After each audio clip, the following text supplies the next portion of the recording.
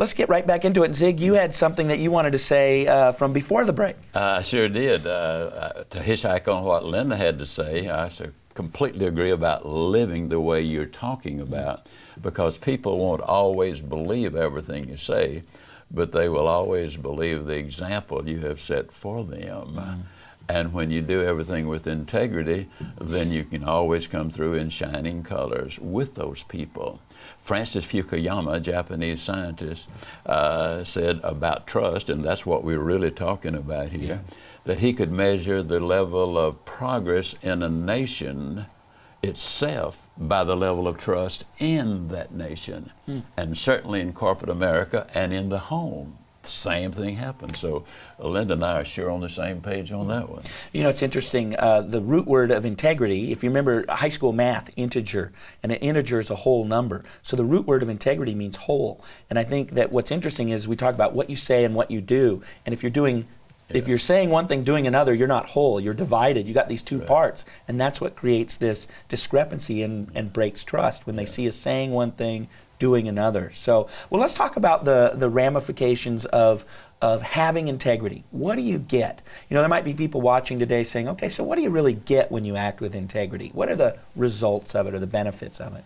Well, first of all, you feel good about yourself because you know you've done the right thing in the right way.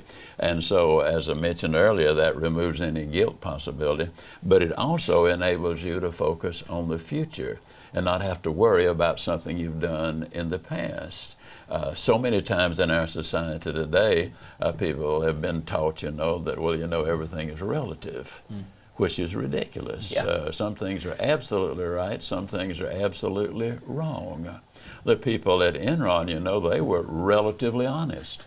I mean, they didn't lie about everything, but enough to destroy a whole lot of lives. And so you have so many benefits for doing it right. I ask in public audiences, how many of you would hire an accountant, a CPA, or a treasurer who admitted that he or she was just relatively honest? I've never seen 80% of the time. I've never seen a hand go up yet. And when I come home from an out-of-town trip, I guarantee you my wife has never asked me, now, honey, tell me the truth. Were you relatively faithful to me while you were gone? I don't think she ever will ask me that question either. Yeah. So now, in your situation, what did you see as the benefits of having integrity? What were the outcomes you saw? Well, of course, I agree with everything that Zig said. I mean, you can sleep better at night. What I found is, we sustained our position in the marketplace. We experienced growth because we were all unified in working with integrity. And again, you may not experience the benefits short term, but long term, I can assure you that they will be there.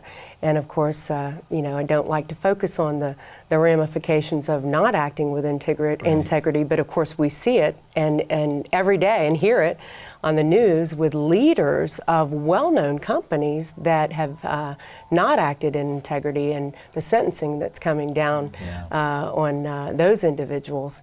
It's just astounding. Yeah. Now, was there ever a time in your career where you had a specific time where it was kind of crunch time on the integrity front, where you had a hard choice that you had to make?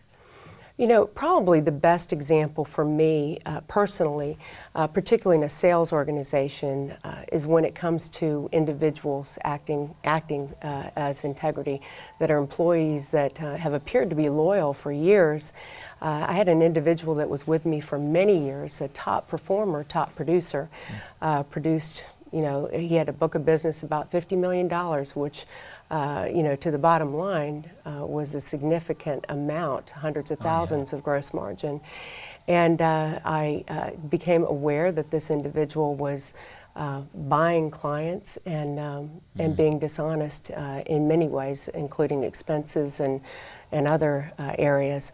Well, an easy thing to do would be to, turn the other way and ignore it, or especially with that much money coming in, right? Exactly. That's the crunch. Exactly. Yeah. But I knew I had to do the right thing.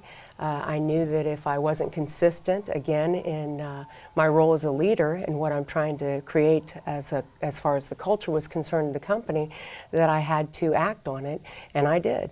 I had to terminate the employee and pulled the team together. And of course, short term, we did lose some revenue, but I will tell you that within months, the team pulling together, we not only replaced but exceeded the performance of that individual.